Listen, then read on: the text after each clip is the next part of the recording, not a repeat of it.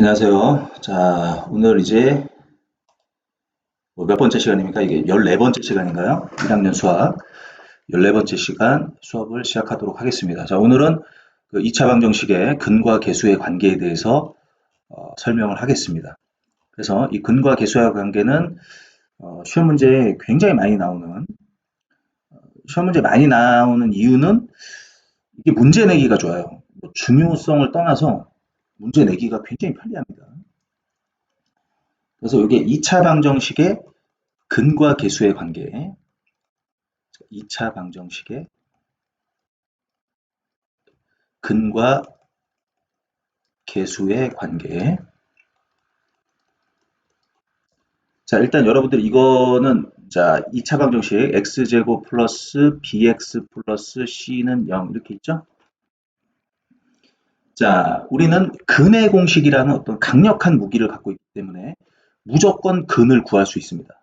무조건 근을 구할 수 있죠. 자, 그래서 근의 공식을 써주면 어떻게 나오냐면 2a분의 자, b제곱 플러스 마이너스 뭐 한 거죠? 다시 자 2a분의 마이너스 b 그 다음에 플러스 마이너스 루트 b제곱 마이너스 4ac 이렇게 나오죠. 이거 아주 강력한 그런 공식입니다. 자, 이 근의 공식은 이제 2차 방정식뿐만 아니라 3차 방정식, 4차 방정식도 있어요. 근데 3차 방정식하고 4차 방정식은 우리가 고등학교에서는 다루지 않습니다. 알겠죠? 그 다음에 이 1차 방정식은 그럼 근의 공식이 있을까요? 없을까요? 1차 방정식. 1차 방정식. 자, 1차 방정식의 근의 공식. 1차 방정식의 근의 공식도 있는 거죠. 그러니까 예를 들면 이런 1차 방정식이 있다. 그럼 근의 공식이 뭐예요, 이거? a는 마이너스 a분의 b인 거죠. 이게 그냥 공식이야. 근데 이게 워낙에 그냥 너무나 당연하게 여러분들이 계산을 해내기 때문에 이걸 공식이라고 인식을 못 하는 거지. 이게 무슨 공식이야. 저거 b 이항시켜갖고 나누면 되는 거 아니야? 그게 공식이에요. 이게 공식으로 만들었잖아. 공식이라는 거는 그러니까 예를 들면 이 1차 방정식의 요 계수 있잖아. A하고 B. A하고 B의 값이 바뀌면 그 바뀐 걸 여기다 대입하면은 근이 나오잖아요. 그렇죠. 이것도 하나의 공식이에요. 이 마이너스 A분의 B라는 게 하나의 공식인데 이걸 공식으로 인식 자체를 못 하는 거야. 우리가. 인식 자체를 안 한다고. 그냥 B를 이항시켜 갖고 A로 나누면 되니까 이게 무슨 공식이야. 이렇게 너무 시시하니까 이걸 공식으로 인식을 안 해서 그렇지 이것도 공식입니다. 그래서 1차 방정식의 근의 공식, 2차 방정식의 근의 공식, 그 다음에 3, 4차 방정식의 근의 공식이 또 있어요. 그런데 3, 4차 방정식은 근의 공식 자체가 복잡하기 때문에 고등학교에서는 배우지 않는다. 그 다음에 5차부터는 5차, 6차, 7차는 근의 공식 자체가 존재하지 않는다고 그랬죠. 자, 뭐 그런 상황입니다. 알겠죠?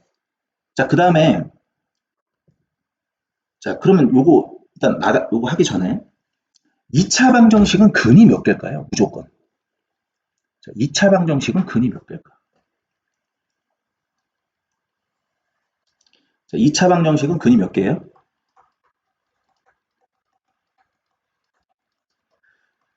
자, 근의 개수.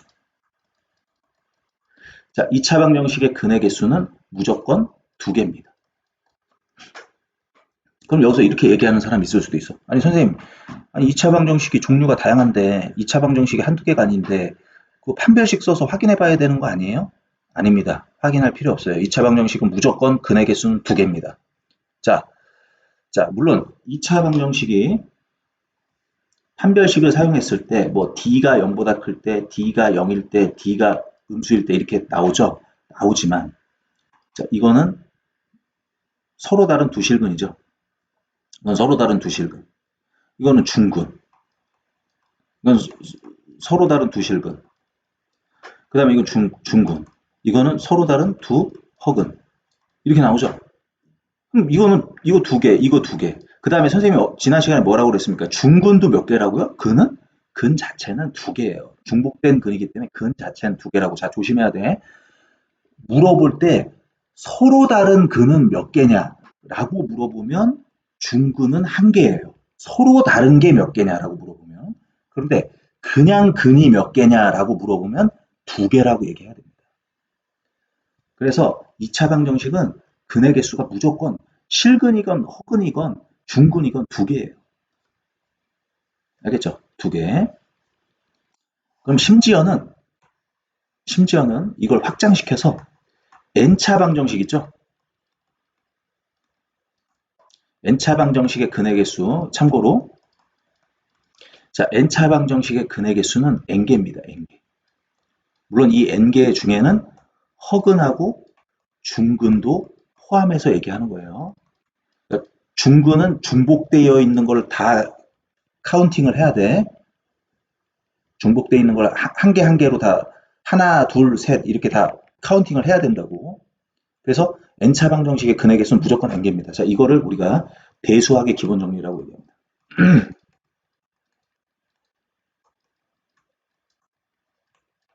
그렇죠? 대수학의 기본 정리라고 얘기합니다. 이건 이제 다 증명이 돼 있는 거예요. 뭐 우리가 증명할 수는 없지만. 자, 뭐 이런 얘기들 지난 시간에 했던 거하고 이번 시간에 좀 추가적으로 좀 말씀을 드렸습니다. 여러분들 그 가우스라는 사람 들어봤죠? 가우스. 가우스 대수학 기본으로. 가우스는 뭐 이 대수학뿐만 아니라 기하학, 뭐 확률, 뭐 그다음에 뭐 해석학, 뭐 이런 여러 가지 어떤 수학의 여러 분야에서 가우스 이름이 안 나오는 데가 없어요. 가우스는 그 세계 3대 수학자라고 얘기하죠. 가우스. 세계 3대 수학자가 누구 있습니까? 3대 수학자. 이것도 뭐 이게 뭐 절대적인 건 아니지만 3대 수학자. 아르키메데스, 메데스. 그다음에 가우스, 그다음에 뉴턴. 뉴턴은 이제 여러분들 과학자로 알고 있지만 이 사람이 또 수학적인 또 업적이 있어요. 미적분하고 관련해서. 그래서 아무튼 이렇게 3대 가우스. 이 가우스가 얼마나 대단하냐면 이 사람이 독일 사람이거든요. 어, 여러분들 그 나라에서 가장 유명한 사람들이 보통 어디에 많이 나옵니까? 그 나라에서 업적이 역사상 가장 뭐 뛰어난 업적을 갖고 있는 사람들이 주로 어디에 얼굴이 나와요? 보통 돈에 나오죠, 돈. 뭐 우리도 보면은 뭐 돈에 뭐 보면 동전에 이순신 장군 나오고 뭐 세종대왕 나오고 신사임당 나오고 신사임당이 제일 좋죠. 왜냐면 이제 5만 원짜리니까 신사임당, 그다음에 세종대왕, 뭐 율곡이, 태계이황 이런 어떤 좀 업적이 있는 사람들, 그죠? 그 나라에서 역사적으로 가장 뭐 업적이 높은 그런 사람들. 근데 이 가우스가 그 독일 사람인데 이게 독일 돈에 나와요. 독일 화폐. 독일 화폐 수학자가 이 수학자가 화폐에 나온다? 여러분들 우리나라 수학자 이름 알고 있는 사람 있습니까? 응? 그 화폐에 나와요?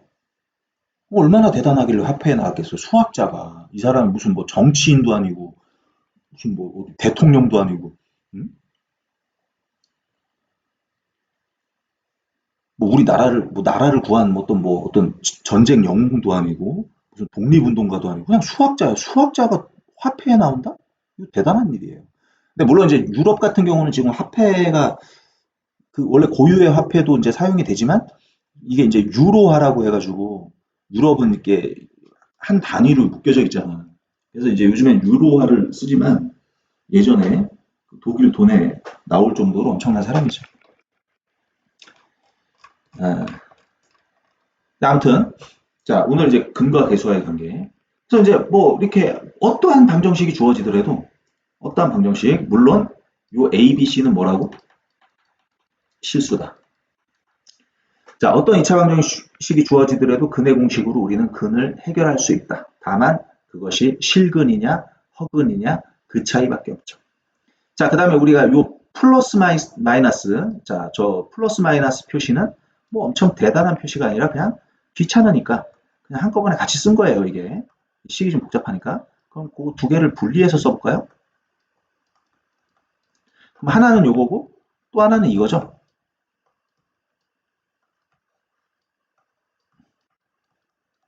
그죠? 이렇게 된단 말이야. 자, 그러면 자, 이렇게 두근이란 말이야. 근데 이제 이게 좀 쓰기가 힘드니까 얘를 우리가 알파라고 하고 얘를 베타라고 합시다. 자, 이 알파하고 베타는 뭐냐면 우리가 이제 좀 많이 사용을 하는데 이 수학은 문자를 많이 사용하기 때문에 어,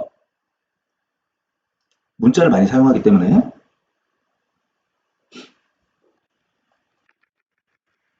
문자의 종류가 많이 필요해요. 그러다 보니까 그냥 알파벳으로만 쓰면은 이 좀 부족해. 부족하고 이제 뭔가 좀 이렇게 좀 특징적인 거를 이제 사용하기 위해서 이게 그리스어예요, 그리스. 알파, 베타, 감마, 델타 뭐 이런 것들.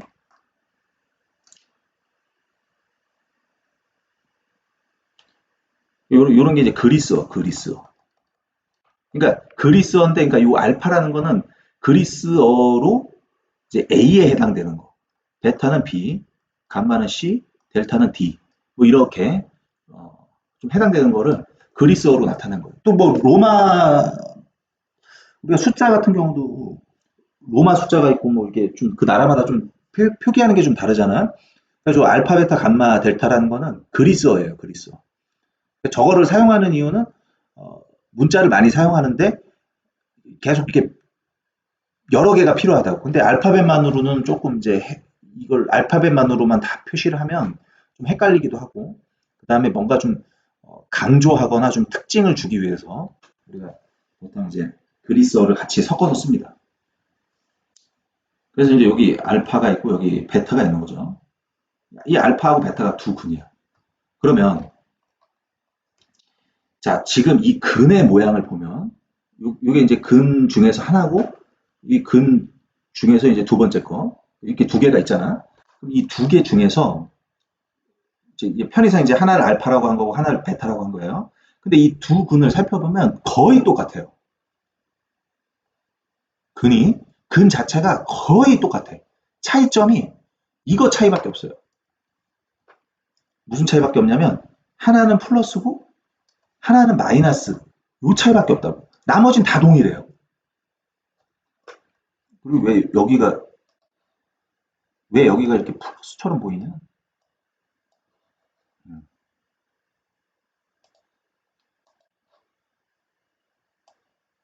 마이너스. 그러면 이제 이거를 우리가 생각을 해서 알파하고 베타를 한번 더 해봅시다. 두 군의 합인 거죠. 그랬더니 아주 드라마틱한 현상이 벌어져요. 이 뒤에 우리가 얘는 좀 별로 보기가 싫잖아. B제곱 마이너스 4AC는 복잡하기 때문에 사실은 별로 보고 싶지 않아요. 근데 여기는 플러스고 여기는 마이너스야. 그리고 이미 분수인데 통분이 이미 돼 있어.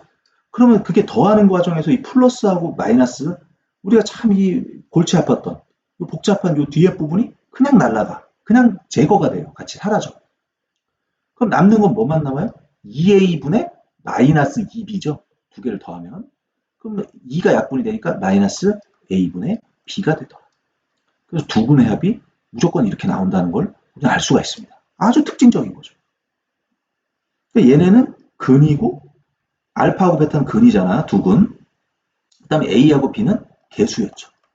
근하고 개수의 관계가 이런 관계가 나온다는 거야. 이게 근과 개수의 관계입니다. 알겠죠? 그 다음에 알파하고 베타를 한번 곱해봤어요. 자, 너무 뭐 끔찍하다고 생각하지 마요. 이걸 어떻게 곱하지? 이게 곱하는 게 어렵지 않습니다. 왜 그러냐면, 자, 곱하기를 하면 분모끼리 곱하고 분자끼리 곱하면 되는데, 이 분자를 보시면 더하기하고 마이너스, 여기는 플러스고 여기는 마이너스, 그 차이밖에 없어요. 그러면 여기가 플러스고 마이너스고 나머지 다 똑같아. 그럼 이거 무슨 공식? 합차 공식. 합차 공식으로 이게 정리가 금방 돼. 왜 또 합차 공식은 제곱이 나오기 때문에 이 루트가 사라진단 말이에요. 이걸 합차 공식으로 계산을 하잖아요. 계산 여러분들이 해보세요. 자, 이거 계산하면 뭐가 나오냐면 A분의 C가 나와요. 아주 또 드라마틱하게. 여기 좌변은 근, 우변은 개수. 근과 계수. 오케이? 이겁니다. 지금 설명할게. 그죠? 2차 방정식의 두 근을 알파하고 베타라고 한다면 알파, 베타를 이렇게 쓸 수가 있고 그걸 합하면 이게 사라지면서 얘만 남는다. 어? 알파 플러스 베타. 그 다음에 이 알파 곱하기 베타 이거는 합차 공식에 의해서 이게 제곱 마이너스 제곱 분모는 이제 4a 제곱 그다음에 분자는 제곱 마이너스 제곱하면서 계산하면 a분의 c가 나온다. 아주 대단한 근과 계수와의 관계를 얻어낼 수가 있고 이거는 시험 문제 내기가 너무 편리해요. 출제자가. 야, 출제자가 문제 내기가 너무 고통스럽고 막 너무 짜증나고 그래봐. 그럼 어떻겠어요? 니네가 출제자라고 생각해봐.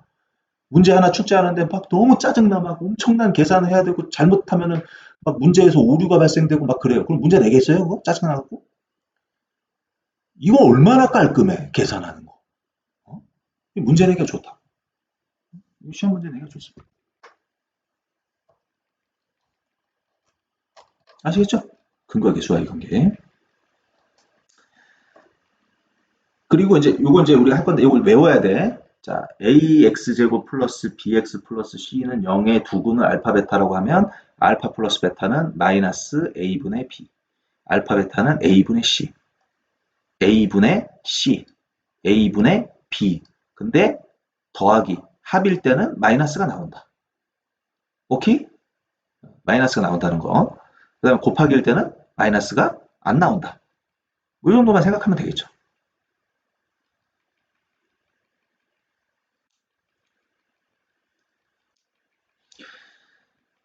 요건 외우세요. 반드시. 그 다음에 이제 참고로 이제 우리가 여기까지만 알으면 돼요. 이건 이제 나중에 나올 건데, 3차 방정식에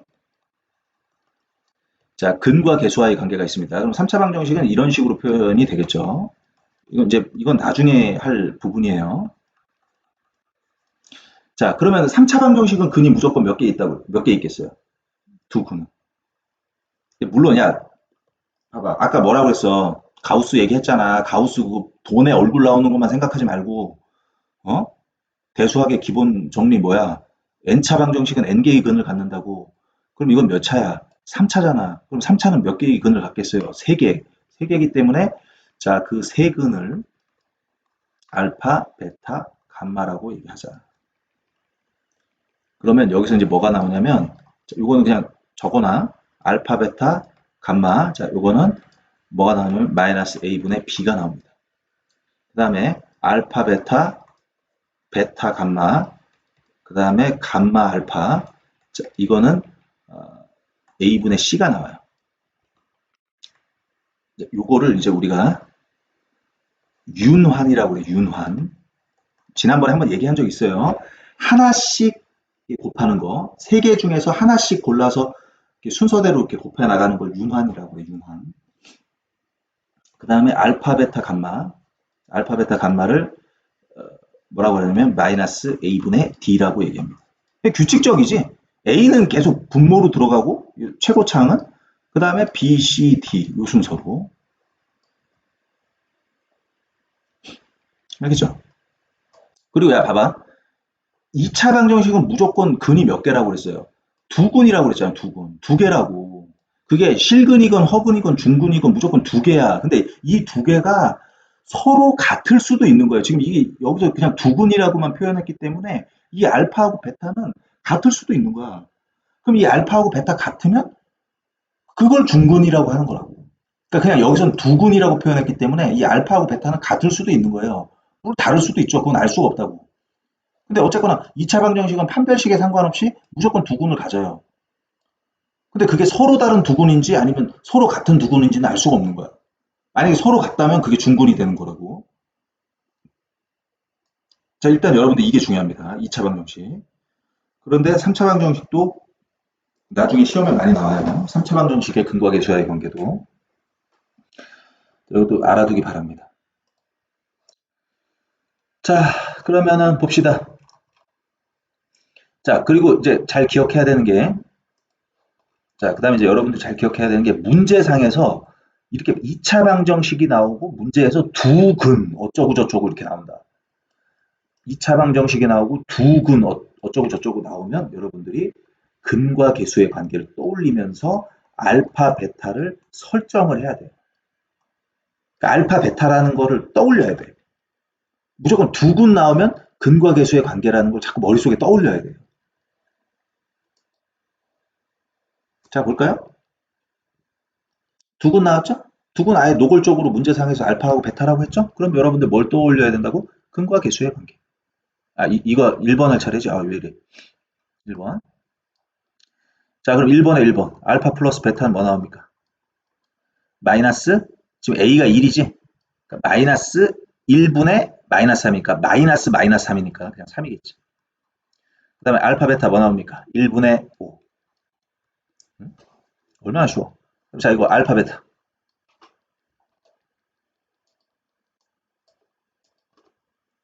자, 이거 알파 플러스 베타.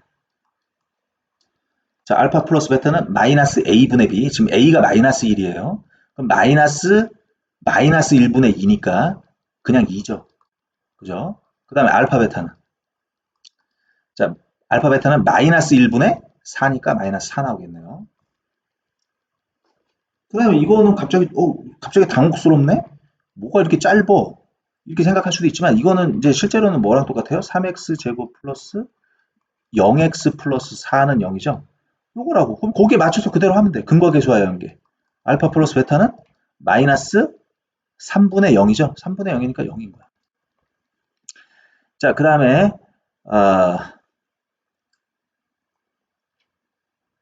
알파하고 베타는 두 근의 곱은 a분의 c니까 3분의 4가 되겠죠.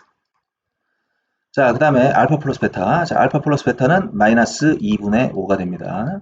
자, 알파 베타는 얼마가 됩니까? 2분의 1이 되겠죠. 오케이? 자, 그 다음에 1번 별표. 1번은 당연히 별표를 하셔야 돼요. 자, 1번. 굉장히 많이 나오는 겁니다. 자, 일단은 2차 방정식이 나왔기 때문에 2차 방정식이 나왔기 때문에 여러분들은 자동으로 근과 계수의 관계에 의해서 알파 플러스 베타와 알파 베타를 구하셔야 됩니다. 그죠? 그럼 식을 보면 그냥 나오는 거야, 그 다음은. 그러면 뭐라고 해야 되겠어요? 알파 플러스 베타는 근과 계수의 관계에 의해서 마이너스 a분의 b니까 마이너스 4가 되겠죠. 그 다음에 알파 베타는 a분의 c니까 얼마가 됩니까? 7이 됩니다. 일단 이거 만들어 놓고 시작해야 돼. 자동으로. 근데 지금 알파 플러스 베타하고 알파 베타를 물어본 게 아니란 말이야. 알파 플러스 베타는 마이너스 4고 알파 베타는 7인데 지금 그걸 물어본 게 아니죠. 알파 제곱 플러스 베타 제곱이 얼마냐 이걸 물어봤단 말이야. 그럼 이걸 지금 바로는 못 한다고. 자, 그런데 우리는 이거 나오면 곱셈 공식의 변형. 그러니까 지금 이 알파 플러스 베타가 마이너스 4라는 사실하고 알파 베타가 7이라는 걸 아는데 그걸 바로 적용을 못 한단 말이야. 지금 이 알파 제곱 플러스 베타 제곱이라는 거는. 그러면 그걸 적용할 수 있는 모양으로 바꿔주면 되잖아요. 그럼 여러분들 이거는 인수분해 하면서 공부를 했을 거라고. 알파 플러스 베타의 제곱 마이너스 2 알파 베타. 이거는 여러분들이 연습이 돼야 돼. 이게 이렇게 바뀐다는 게 힘에 겨우면 그 다음 진행하기가 너무 힘듭니다. 그래서 요거는 여러분들이 각자 충분히 이해를 하시고 해결해 나갈 수가 있어야 됩니다.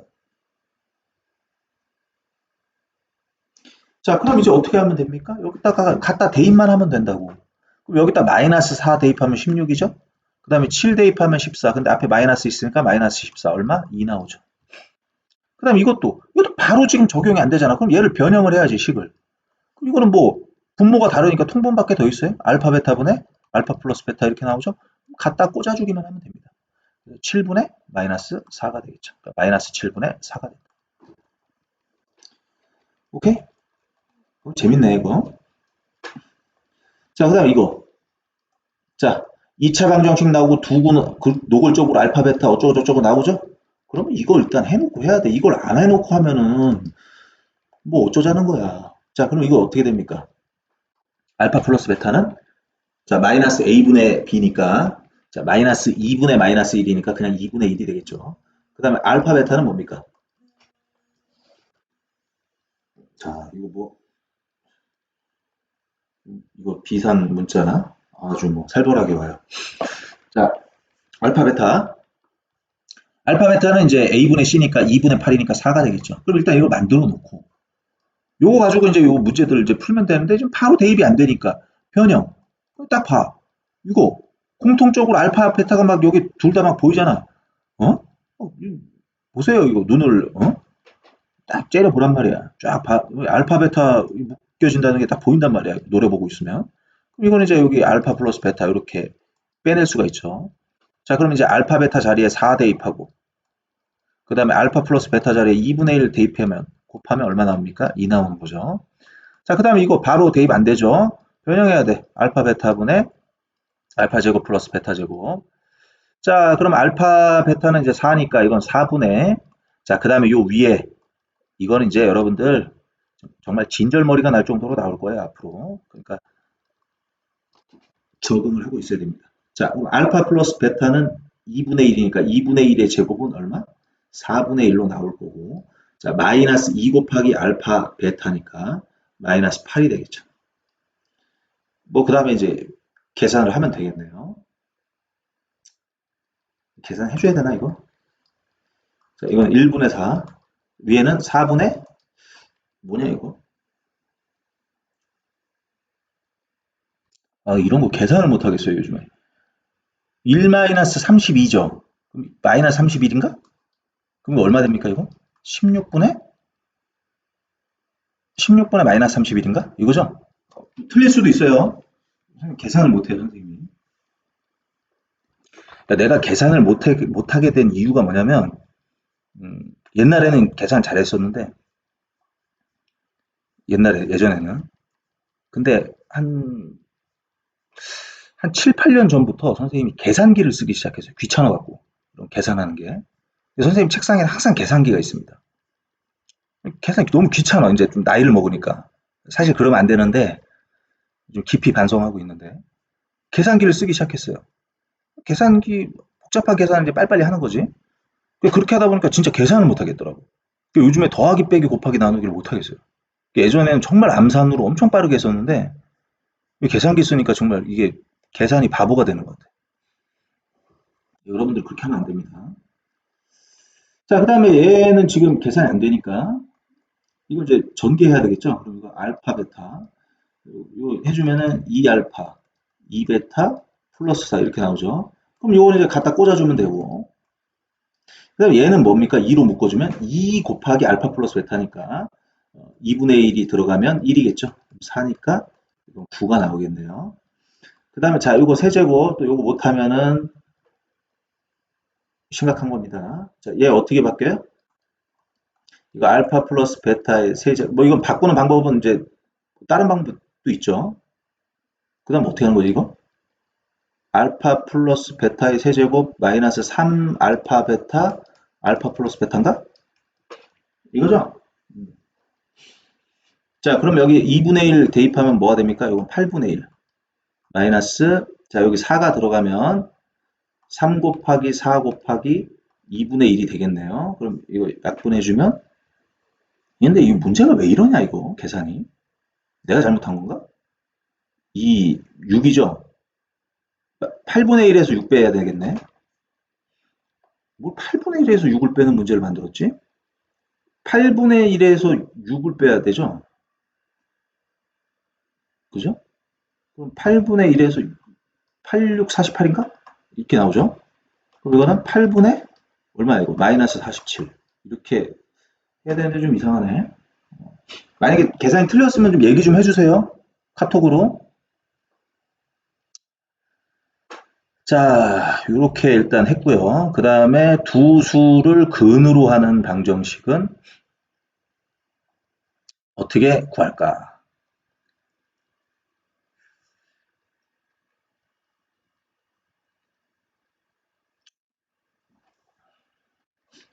뭐 이제 뭐 너무 당연한 얘기를 하다 보니까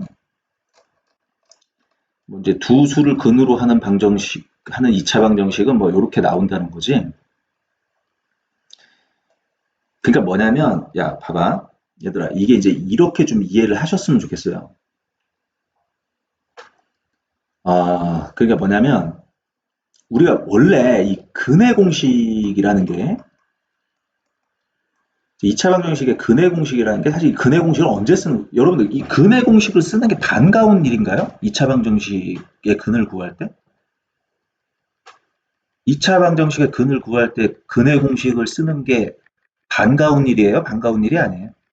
반가운 일이 아니죠. 보통은 여러분들 얘는 좀 불가피한 경우 쓰는 거야. 뭐 좀 어쩔 수 없는 경우 있죠. 이 근해 공식이라는 건 좀 어쩔 수 없는 경우에 쓰는 거고 대부분 2차 방정식은 뭘 갖고 인수분해를 가지고 근을 구하죠. 그러니까 인수분해를 해가지고 예를 들면 만약에 이렇게 인수분해가 된다? 2차 방정식에서 이게 정확하게 얘기하면 2차 방정식에서 요 좌변에 있는 다항식이 인수분해가 되는 거죠. 방정식이 인수분해가 되는 게 아니야. 정확하게 얘기하면 그러니까 방정식을 구성하는 요소 중에 다항식이 있는 거죠. 2차 다항식이. 그 2차 다항식이 이렇게 인수분해가 되면 그 2차 방정식이 인수분해가 되면 그 인수로부터 근이 하나씩 나오게 된다고 이렇게. 이거잖아. 이게 중학교 때 우리가 했던 거잖아. 이게 제일 좋은 거잖아. 이게 안 되니까 우리가 근해 공식을 쓰는 거라고. 그죠?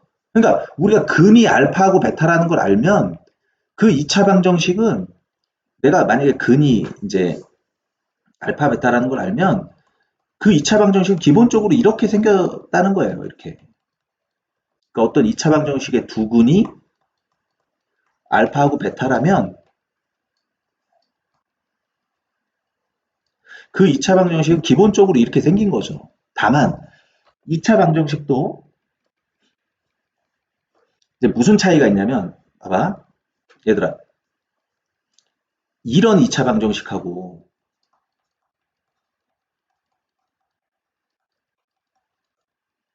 이 2차 방정식은 비교를 해봐요. 이 2차 방정식하고 요 위에 있는 2차 방정식하고 요 아래에 있는 2차 방정식하고는 같은 2차 방정식입니까? 다른 2차 방정식입니까?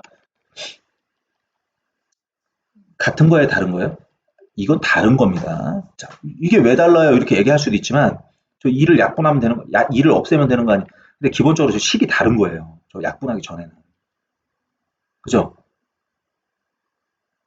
다른 거라고. 그러니까 무슨 얘기냐면 이게 2차항의 개수가 다른 거죠. 이 자체로 봐. 물론 이거 없애면 똑같은데, 이걸 나누면 똑같은데, 얘는 2차항의 개수가 요것만 가지고 봤을 때 2고, 얘는 1이라고. 그러니까, 그러나 2차항의 개수를 다르게 하더라도, 2차항의 개수를 다르게 하더라도, 근 자체는 변화가 없는 거죠. 2차항의 개수 계속 바꿔나갈 수가 있어요. 내가 여기를 똑같이 이런 구조를 만들어 놓고, 이렇게 해놓고 여기를 3으로 바꾸면 2차항의 개수가 3인 2차 방정식이 되는 거예요, 이거는. 그렇지만 근 자체는 동일하게 알파하고 베타라고. 2차항의 개수를 바꿔 나가더라도. 그러니까 지금 이 우리 교과서에서 두 근 알파하고 베타를 갖게 되면 기본적으로 방정식의 꼴은 이런 모양이 나와요. 그러니까 이 알파 베타를 근으로 하는 방정식은 이런 모양 가질 수밖에 없습니다. 이렇게 인수분해 해갖고 여기서 알파가 나오고 여기서 베타가 나오는 거라고 거꾸로 얘기하면. 그런데 그 x제곱의 개수가 1인 거는 여기가 1인 거야. 근데 만약에 2면 여기 2라고 하면 되는 거예요. 3이면 여기 3이라고 하면 되는 거고. 개수는 내 마음대로 바꿔주면 됩니다. 아시겠죠? 개수가 1일 때는 1이라고 쓰면 되는 거야.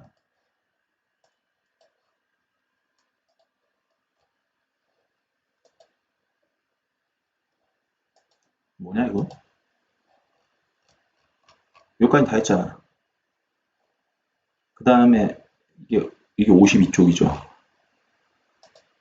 이게 53쪽인가? 53쪽 어디 갔냐? 이게 갑자기 이렇게 바뀌어요, 이게 순서가.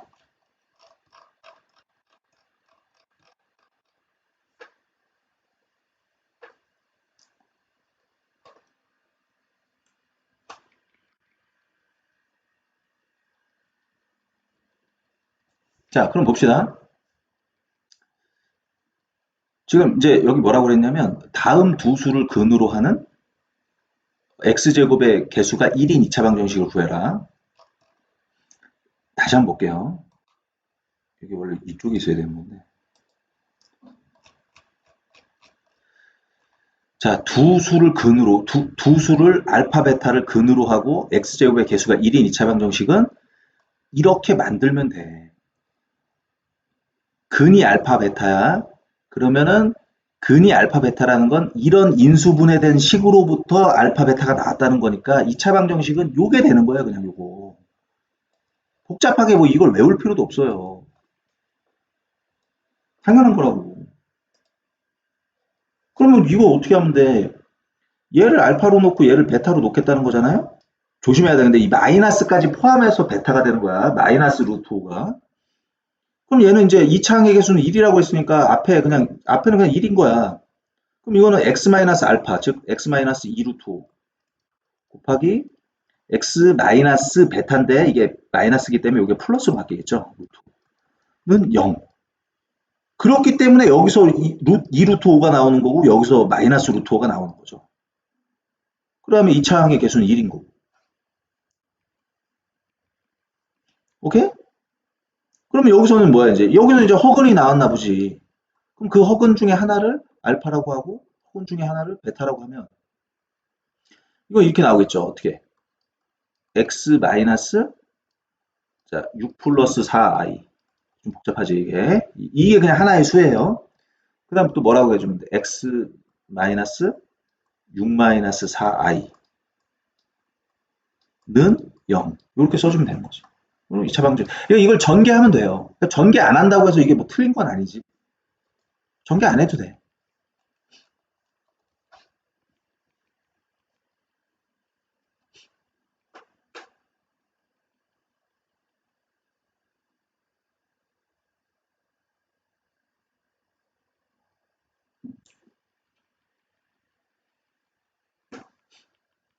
이거는 뭐 그렇게 좋은 문제 같지는 않은데 자 이거는 그냥 이 예제 2번만 한번 해보겠습니다. 이건 뭐 그냥 별 의미가 없는 문제예요. 사실 예제 2번은 이런 걸 냈는지 모르겠는데 자 2차 방정식이 있습니다. x제곱 마이너스 3x 마이너스 11은 0 이라는 2차 방정식이 있을 때 그 2차 방정식의 두 근을 알파하고 베타라고 했을 때 자, 알파 플러스 베타 자체를 구하면 3이 되겠고 알파 베타는 마이너스 11이 됩니다. 이거 빨리빨리 할 수 있어야 돼. 그런데 이거 자체를 또 두 근으로 한대. 그리고 개수가 1이래. 그럼 어떻게 하면 돼? 이게 그냥 하나의 근인 거예요. 그 근을 우리가 하나를 A라고 하고 하나를 B라고 합시다. 그러면 방정식은 x-3 그 다음에 x-11이니까 플러스 11은 0 해갖고 그냥 이것만 풀면 되는 거야 전개. 전개는 뭐 전개 안 한다고 틀렸다고 할 수 있나요? 같은 식인데? 틀렸다고 할 수 없는 거죠. 그냥 이렇게 써도 돼요. 그냥 만약에 이게 저 시험 문제로 나오면 굳이 전개를 안 하면 틀리고 전개를 하면 맞는다? 정말 이해하기 어려운데 그건 의미가 없는 거예요. 그건 무슨 전개하는 게 뭐 대단한 것도 아니고 같은 식이에요. 저걸 전개를 안 했을 뿐이야. 자, 요거 4번은 생략하겠습니다. 여러분들 별 의미가 없기 때문에 이건 여러분들이 해보세요.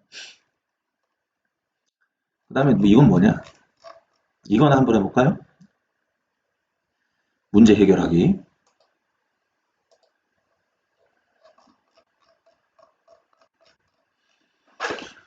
자, 가은이와 현빈이가 2차 방정식의 근을 구하려고 한다. 그런데 가은이가 x의 개수를 잘못 보고 풀어서 이런 근을 얻었고 현빈이는 상수항을 잘못 보고 풀어서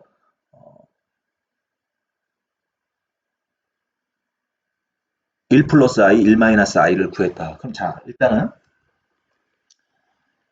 뭐, 둘 다 뭐 좀 하나씩 잘못 보고 푼 거죠. 근데 잘못 풀었는데, 잘못 풀었는데 이제 근이 나오긴 나온 거야. 자, 그럼 가은이는 이렇게 나온 근이란 말이야. 근데 어차피 지금 1차, 2차 항의 개수는 얼마짜리를 본 거예요? 2차 항의 개수는, 그러니까 얘는 지금 x의 개수를 잘못 본 거지, 나머지는 제대로 봤단 말이야. 그러니까 얘는 이제 이게 2차 항의 개수가 1이라는 거는 인식을 하고 있는 거예요. 가은이는. x의 개수만 잘못 본 거지 나머지는 제대로 봤으니까. 그러니까 2차 항의 개수가 1이라는 건 인식하고 있었던 거라고. 그러면 이제 2차 항의 개수는 1이고 요 근을 얘를 알파하고 베타라고 얘기를 한다면 가은이가 구한 방정식은 x-알파 곱하기 x-베타지. 그거 그냥 쓰기만 하면 돼. 그럼 어떻게 됩니까?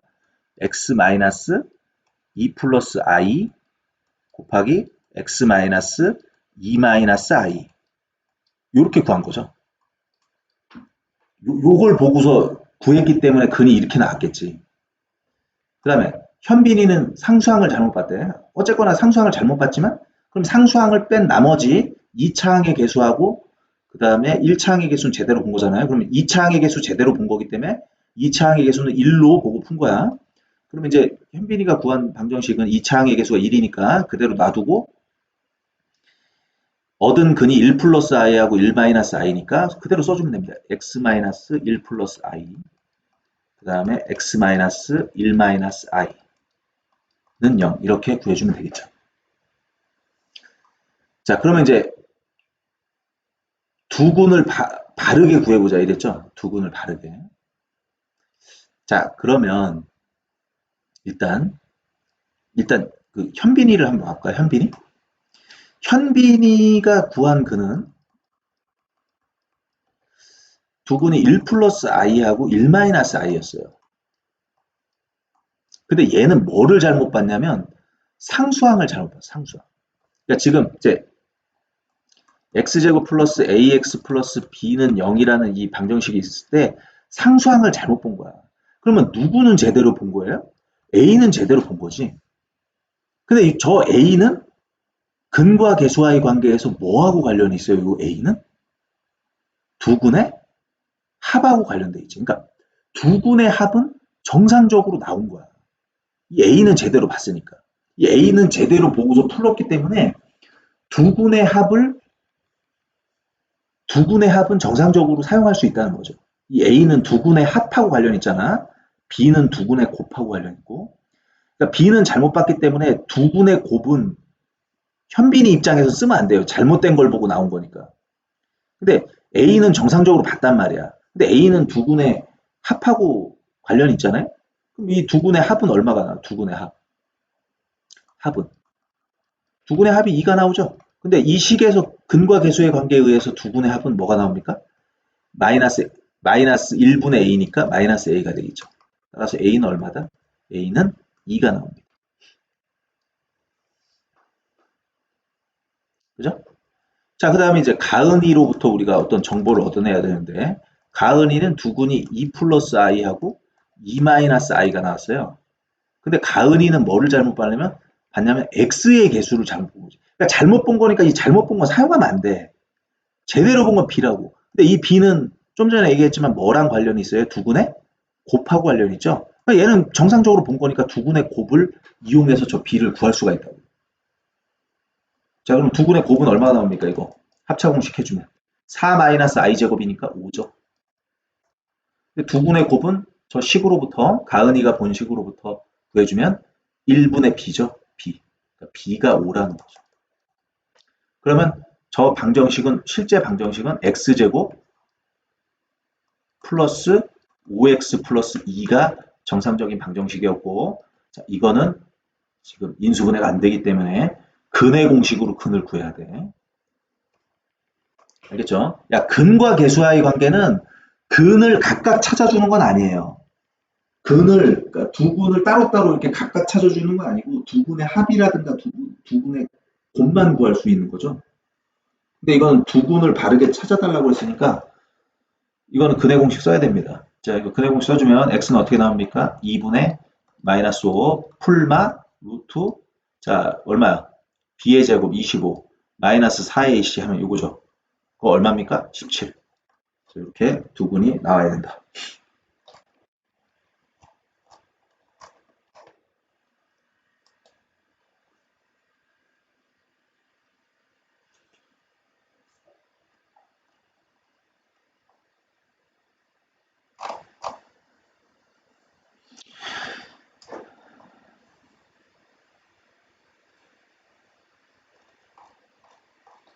그러면 이제 뭐냐면 어떤 이제 2차식이 있으면 그 2차식이 이제 인수분해가 안 될 때가 있잖아. 그죠? 그러면 이게 방정식의 근을 이용해서 인수분해를 할 수 있다는 거예요. 봐봐. 그러니까 이게 조금 헷갈릴 수가 있는데 여기다 그냥 써갖고 정리할게요. 저 교과서에 있는 거 보면 좀 헷갈리니까 같이 보면 이해가 돼요. 그러니까 여러분들 뭐냐면 예를 들면 이런 거 봐요. x제곱 이게 요 예제 3번입니다. x제곱 마이너스 6x 플러스 10이야. 자, 이런 다항식이 있어요. 자, 이거 헷갈리면 안 돼. 다항식하고 방정식은 다른 거예요. 그걸 자꾸 혼용해서 여러분들이 사용하는데 다항식하고 방정식은 기본적으로 다른 겁니다. 완전히 다른 개념이야. 물론 자, 이 2차 방정식은 2차 다항식을 가지고 만들어진 식인 거죠. 그러니까 2차 방정식 안에 2차 다항식이라는 게 포함되어 있는 거예요. 2차 방정식을 구성하는 요소 중에 2차 다항식이 있는 거지 다항식하고 방정식을 여러분들 혼용해서 쓰면 안 돼. 그럼 만약에 여러분들에게 자, 이 2차 방정식을 인수분해를 해라.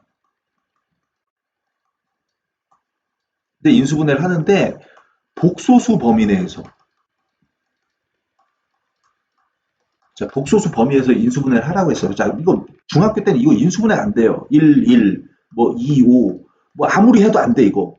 불가능해. 인수분해 안 된다고, 이거. 그러면 이 인수분해를 이제 거꾸로,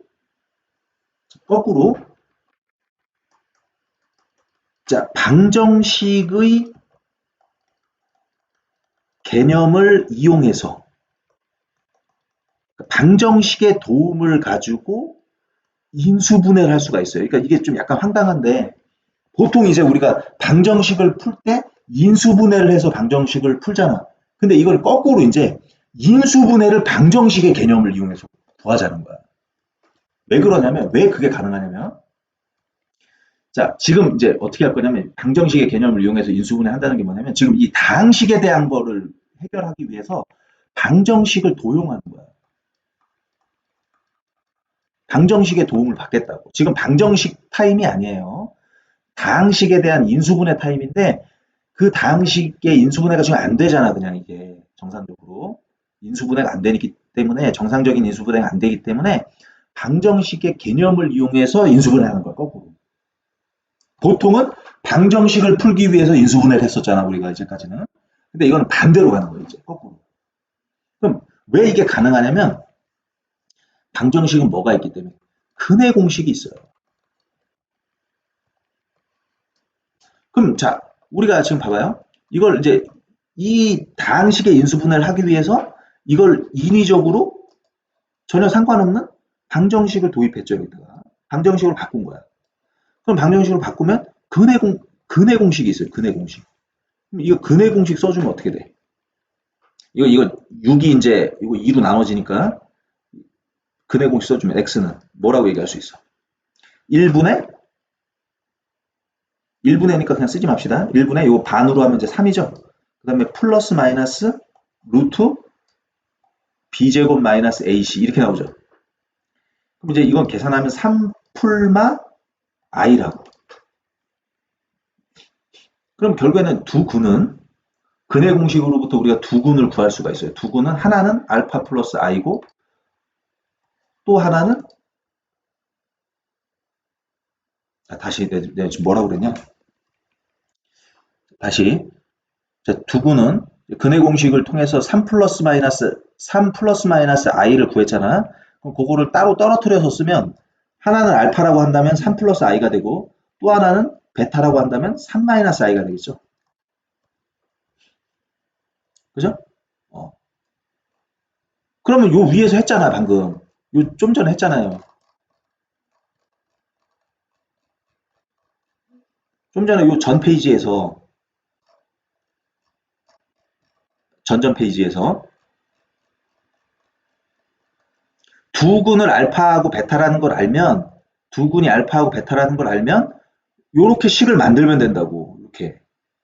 요 식을 만들면 돼요. 근데 요 식이 요거랑 똑같은 거잖아요. 요 식하고. 요 식을 인수분해하면 요게 되고 요걸 전개하면 요게 되는 거잖아. 상호 전환 가능한 거죠, 이게. 이렇게 상호 전환. 그러면은 요 다항식이 자동으로 인수분해가 되는 거라고. 오케이? 그러니까 봐봐. 어디 갔어? 여기서 근이 나왔잖아요? 알파하고 베타가? 그러면은 이 식은 결국엔 이거랑 똑같은 거라고. 어떻게?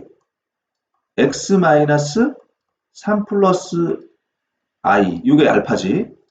그 다음에 x 마이너스 3 마이너스 i는 0. 요걸 전개하면 요게 나오는 거죠. 요거. 요 다항식이. 얘를 전개하면 요 다항식이 나올 거라고.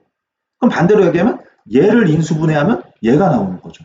근데 우리는 얘, 요 방정식의 좌변. 방정식의 좌변은 다항식이라. 이 다항식은 이렇게 인수분해 된다라는 걸 우리가 얻어낼 수가 있는 거예요. 그러니까 원래 목적은 이 다항식을 인수분해를 하고 싶었는데 이게 인수분해가 안 돼. 그래서 이 다항식을 뭘로 바꿔요? 방정식으로 바꿔. 방정식을 바꿔서 근해 공식을 써. 근해 공식을 쓰면 두 군이 나와요. 그럼 두 군 중에 하나를 알파라고 하고 두 군 중에 하나를 베타라고 하면 알파는 3 플러스 i고 베타는 3 마이너스 i야. 그러면 두 군이 주어져 있기 때문에 그 두 군 가지고 이렇게 인수분해된 식을 찾아낼 수가 있어. x 마이너스 알파 곱하기 x 마이너스 베타는 0. 당연히 이 식하고 이 식은 같아야 될 거 아니야.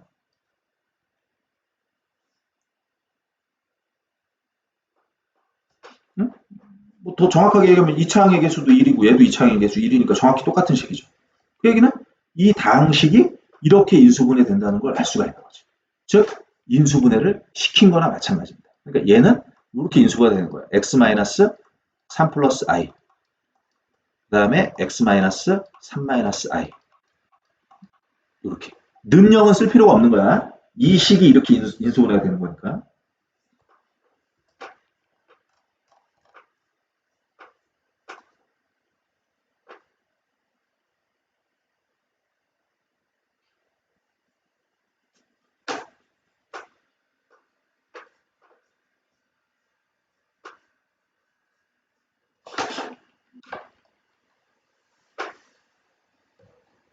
아시겠죠?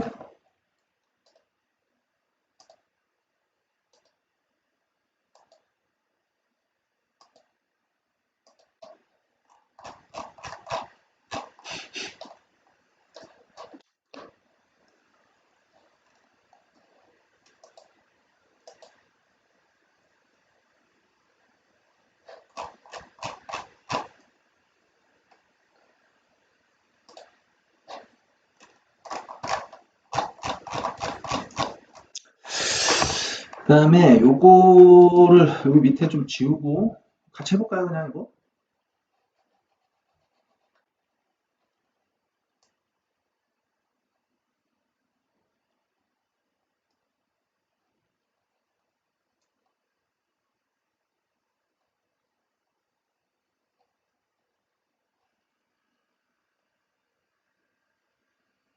같이 해볼게요.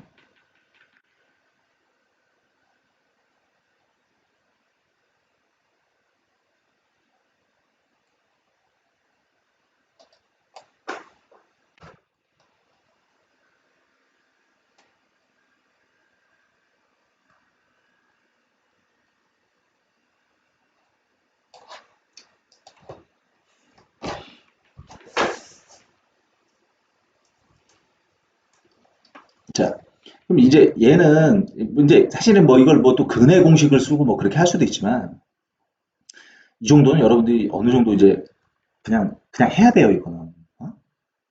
이거는 이거 그냥 해야 된다고. 그리고 이제 이게 복소수 범위 내에서 하라는 거는 무조건 인수분해 다 하라는 거야, 이건. 복소수 범위 내에서 하는 건. 중학교 때도 이런 건 인수분해 할 수 있었잖아. 이건 사실 고등학교 때 아닌데. 지금 이 x제곱 마이너스 3이라는 거는 이렇게 쓸 수가 있죠. x, 그러니까 x제곱 마이너스 3이라는 건 x제곱 마이너스, 자, 3이라는 건 루트 3의 제곱. 이렇게 쓰면 이거 합차 공식에 의해서 어떻게 됩니까? 이거는 x 마이너스 루트 3, x 플러스 루트 3. 이건 원래 저 중학교 때도 했던 거야. 중학교 때 어차피 중학교 때 무리수를 배우죠, 그죠? 그 중학교 때 했던 거예요, 사실은. 이게 왜 나오는지 모르겠는데. 그 다음에, 자, 2번 같은 경우 보면, 이거 x제곱 플러스 5거든? 근데 이것도 뭐, 그럼 이걸 또 무슨 근해 공식을 써서 이렇게 구한다? 그렇게 할 게 아닙니다, 이거는. 이 정도는 여러분들이 보여야 돼요, 이게. 연습을 통해서. 그럼 얘는 이렇게 볼 수가 있다고. x제곱 플러스 5라는 거는, 이거는 이제 우리가 이렇게 쓸 수가 있죠. 루트 5 i의 제곱이라고 볼 수가 있죠. 이 정도 나와야 돼. 루트 5 i의 제곱. 이게 왜냐면 이게 제곱하면 이게 다시 돌아가잖아요, 5로. 이렇게 쓸 수가 있어요. 그럼 이건 이제 합차 공식에 의해서 x 마이너스 루트 5i, 그 다음에 x 플러스 루트 5i 이렇게 우리가 생각을 할 수가 있습니다. 자, 그 다음에 이제 이거 같은 경우는 이제 방법이 없죠. 이거는 이제 인수분해를 좀 해줘야 돼요. 자, 3번. 자, 그럼 이거 인수분해 해주면 어떻게 됩니까, 이건? 그러니까 인수분해 한다는 건 이 다항식을 방정식으로 바꿔서 이제 방정식의 도움을 받아야 되는 거야. 인수분해 하려면. 저 근을 구하려면. 이제 요게 방정식을 만들었다라고 생각하고, 그럼 이제 이거 근을 구하면 어떻게 나올까요? 근이 두 개가 나오겠죠? 그죠? 일단 뭐 그냥 근해 공식을 써봅시다. 이게 또 잘 안 되는 사람도 있으니까. 자, 이거 근해 공식 쓰면 어떻게 돼요? 저 4가 2로 나눠지니까, 쉽게 나눠지니까, 저 이제 1분의 마이너스 2 풀마 루트, 자, b제곱, 그러니까 b 프라임의 제곱 4 마이너스 ac니까 얼마가 됩니까? 여기는 7이 되겠지? 오케이? 그러면 이거는 이제 뭐라고 얘기할 수 있어요? 근이? 한 근은 알파라고 한다면, 하나를 알파라고 한다면 마이너스 2 플러스 루트 11. 그 다음 또 하나 베타라고 한다면 마이너스 2 마이너스 루트 11. 이렇게 얘기할 수 있죠. 그러면 이제 자, 이게 2차항의 개수가 1이기 때문에, 자, 요런 두 군을 갖는 2차항의 개수가 1인 2차 방정식은 요런 인수분해꼴로 만들어진다고. x 마이너스 마이너스 2 플러스 루트 11. 그 다음에 x 마이너스 마이너스 2 마이너스 루트 11. 이렇게 우리가 인수분해를 해주면 됩니다. 알겠죠? 이게 그냥 계산 문제예요, 사실. 이거 초등학생도 시키면 할 수 있어. 어? 자, 그 다음에 이것도 인수분해 안 되죠? 자, 인수분해 안 되기 때문에 이거 근해 공식 써봅시다. 자, 근해 공식인데 이제 8이 이게 2로 나눠지기 때문에 간편한 근해 공식 써주면 뭐 나오죠? 이건 이제 2분의, 자, b 플라임 마이너스 b 플라임 하면 이거 플러스 하죠. 그다음 플러스 마이너스 루트, 자, b제곱 b 플라임의 제곱 16 마이너스 ac 이렇게 나오겠죠. 그럼 이제 여기서 이제 두 근은 알파는 뭐라고 얘기하면 돼요? 한 근은 이 둘 중에 하나는 뭡니까? 뭐 그냥 이렇게 씁시다. 2분의 4 플러스 이게 마이너스 2라고, 마이너스 2. 마이너스 2니까 이게 루트 2i 이렇게 쓸 수가 있죠. 그다음 또 하나는 베타는 2분의 4 마이너스 루트 2i 뭐 이렇게 얘기할 수 있겠죠. 그죠? 자, 근데 자, 여기서 조심해야 돼요. 그러면 이 알파하고 베타를 두 근으로 갖는 방정식은 기본적으로 x 마이너스 2분의 4 플러스 루트 2i 요거하고, 그 다음에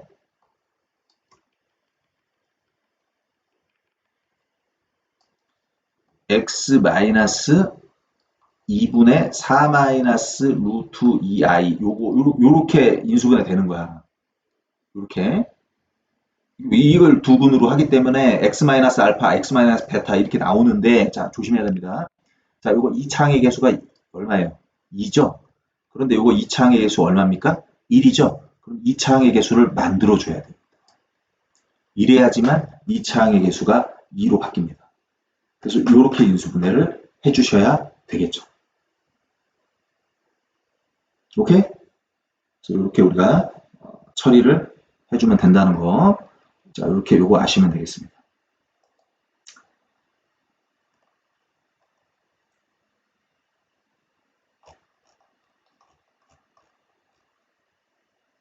자, 그 다음에 여기 보면 요까지만 할게요. 이게 켤레근이라고 그러는데 켤레라는 건 이제 켤레복소수에서 나왔지만 쌍입니다, 쌍. 근데 이게 있잖아요. 허근일 경우는 자, 허근일 경우 허근은 무조건 서로 다른 두 근이거든요. 그 판별식 부분 다시 한번 봐봐. 허근은 무조건 서로 다른 두 근이야. 그러면 둘 중에 하나의 근이 A 플러스 예를 들면 BI잖아? 그럼 나머지는 A 마이너스 BI일 수밖에 없어요. 왜냐면 이게 쌍으로 존재할 수밖에 없어요. 왜냐면 그거는 근의 공식을 보면 알아요. 근의 공식. 왜 그러냐면 근의 공식을 여러분들 보시면 이렇게 나오잖아. 2a분의 마이너스 b 플러스 마이너스 루트 b제곱 마이너스 4ac 이렇게 나온다고요. 그러면 이제 여기가 이 b제곱 마이너스 4ac가 음수면 뭐가 되는 거야? b제곱 마이너스 4ac가 음수면 이제 그때 허근이 되는 거잖아요. 그럼 허근이 되면 그럼 예를 들어서 마이너스 2a분의 마이너스 b 자 플러스 마이너스 자 여기가 음수면 좀 뭔지 모르겠지만 여기가 만약 이제 음수면 여기가 b제곱 마이너스 4ac가 음수로 나오면 이게 음수면 그때 이제 허근이 되는 거잖아. 그러면 그게 음수면 거기 있는 마이너스를 바깥으로 끄집어낼 수가 있어요. 그럼 이제 이게 뭐 계산이 되겠지. 계산이 돼서 이제 음수가 나왔을 거야. 그 음수에서 그 마이너스는 바깥으로 끄집어내고 이 별은 양수일 거라고 양수. 양수일 때만 바깥으로 나갈 수 있다고 그랬잖아요. 그죠? 뭐 뭔지 모르겠지만 양수야. 이렇게 나온다고. 그럼 봐봐. 그러면 요거를 우리가 풀어서 쓰면 자, 요걸 풀어서 쓰면 이렇게 쓸 수가 있죠. 마이너스 2a분의 b 플러스 루트 별 i 하고 또 하나는 마이너스 2a 여기 또 틀릴 뻔했다. 요거죠. 하나는 나머지 하나는 마이너스 2a분의 b 마이너스 2a분의 루트 별 i 이렇게 나오죠. 그럼 얘들 둘이 비교해봐. 뭐만 달라요? 요 부호만 다르다고. 그러니까 허근일 경우에는 요 부호만 달라. 가운데. 그렇게 가운데 부호만 다른 두 복소수를 뭐라고 그래요? 켤레 복소수라고 얘기하잖아. 이게 켤레 복소수야. 이게. 그러니까 여기서 지금 봐봐. 이 2차 방정식에 대한 정보가 부족해요. A하고 B를 몰라.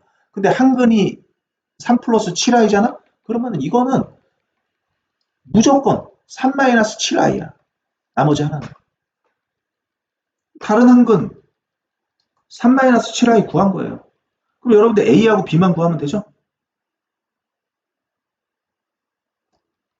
이거 잘 봐. 여기 나머지 이거는 뭐 볼 것도 없어요. 여기 이 내용은 보지 마. 2차 여기 수학 역량 플러스에서 2차 방정식의 허근과 켤레 복소수 있잖아. 그러니까 무슨 얘기 이거 다 볼 필요 없고 지금 설명한 그대로입니다. 어떤 2차 방정식이 있을 때 그게 만약에 허근이 나오잖아. 이게 이런 게 허근이잖아. 허근이 하나가 나오면 그 나머지 하나는 켤레 복소수로. 그럴 수밖에 없는 걸 지금 여기서 보였잖아요.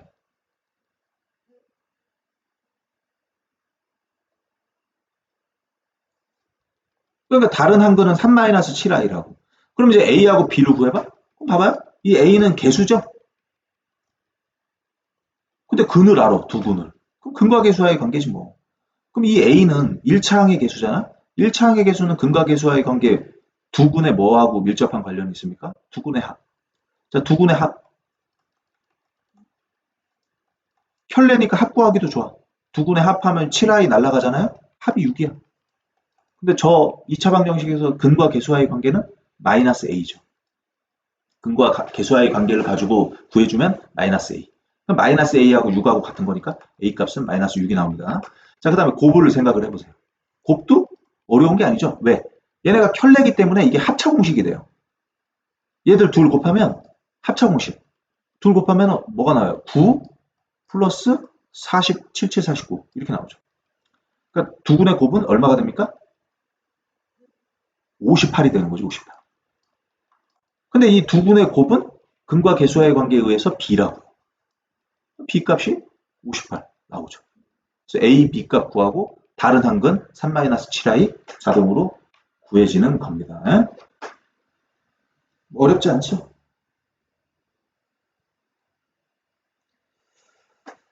자, 그러면은 일단 여기까지 여러분들 정리를 하고요.